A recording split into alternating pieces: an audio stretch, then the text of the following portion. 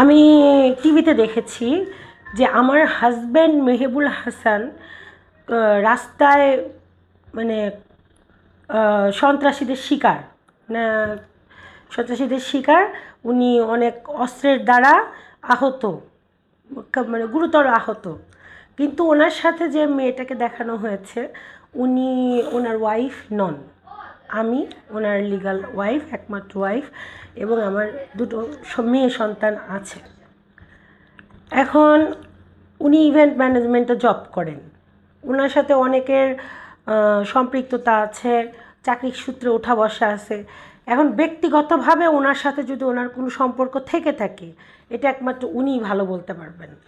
আপনার স্বামী কি এই বিষয়টি ক্লিয়ার করেছে মহিলাটি কে? উনি আমাকে কোনো কিছু ক্লিয়ার করেন নাই কিন্তু ওনার বিহেভিয়ারে কিছু আমি পার্থক্য দেখতে পেয়েছি আর কি যে মানে ধারণা করা যাচ্ছে উনি কি পরকীয়ায় যুক্ত হতে পারে। আমরা যতটুকু দেখেছি যে যেই কোনো চ্যানেলে বা টিভিতে কথা বলেছে উনি ওই মহিলাকে ওনার স্ত্রীর পরিচয় দিয়েছে। না উনি ওনার স্ত্রী নন, আমি ওনার স্ত্রী, আমার কাছে ডকুমেন্ট আছে, আমার সন্তানরা আমার বড় ডকুমেন্ট, ইভেন আমার কাছে আমার বিয়ের কাবিননামা আছে, আপনাদের তদন্তের স্বার্থে হলে আমরা সেটা সাবমিট করব। বিয়ে কবে হয়েছিল এবং কত বছরের সংসার এবং সন্তান কয়জন? আমার সন্তান আমার দুইটা মেয়ে মরিয়ম আর নুরি জান্নাত। আমার বিয়ে হয়েছে 2016-তে আগস্ট মাসের 20 তারিখে। আর উনি এটা সামাজিক এবং পারিবারিকভাবে আমাদের বিয়েটা সম্পন্ন হয়। আপনার স্বামী কি করেন আরেকবার বলবেন?